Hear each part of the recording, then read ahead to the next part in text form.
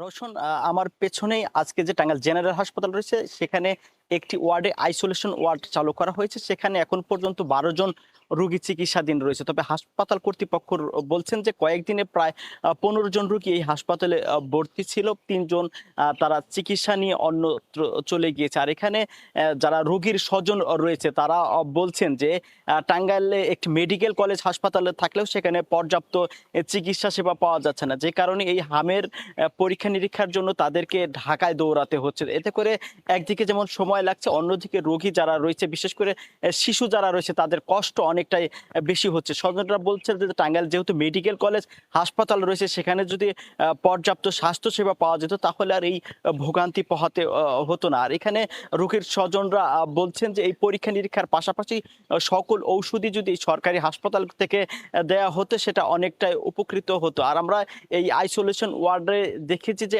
২.৫ মাস থেকে শুরু করে ১২ মাস বয়সী যারা শিশু রয়েছে তারা আক্রান্ত হয়ে হাসপাতালে চিকিৎসাধীন রয়েছে। কেউ কেউ ৭ থেকে ৮ দিন পর্যন্ত এই হাসপাতালে চিকিৎসা নিচ্ছেন, কেউ ১৪ দিন যাবত চিকিৎসা নিচ্ছেন বলে জানিয়েছেন রোগীর স্বজনরা। আর এদিকে টাঙ্গাইল জেনারেল হাসপাতালের যিনি তত্ত্বাবধায়ক রয়েছেন তিনি জানিয়েছেন যে এই হামের রোগী যারা আসছেন তাদের পর্যাপ্ত চিকিৎসা দেওয়া হচ্ছে। সরকারি হাসপাতাল গুলোতে যতগুলো পাওয়া ওষুধ মেডিসিন বরাদ্দ পাওয়া যাচ্ছে তারা সেগুলোই দিচ্ছে। আর এদিকে সিভিল সার্জনের পক্ষ থেকে বলা হচ্ছে যে এই জেনারেল হাসপাতাল থেকে শুরু করে উপজেলা হাসপাতাল গুলো যেগুলো রয়েছে সেগুলোতেই হামের রোগীদের ভর্তি করার জন্য বিশেষ ব্যবস্থাপনা করা হয়েছে বলে জানিয়েছেন সিভিল সার্জন। তবে এই ছিল রওশন আমার কাছে টাঙ্গাইল থেকে হামের রোগীর সর্বশেষ তথ্য।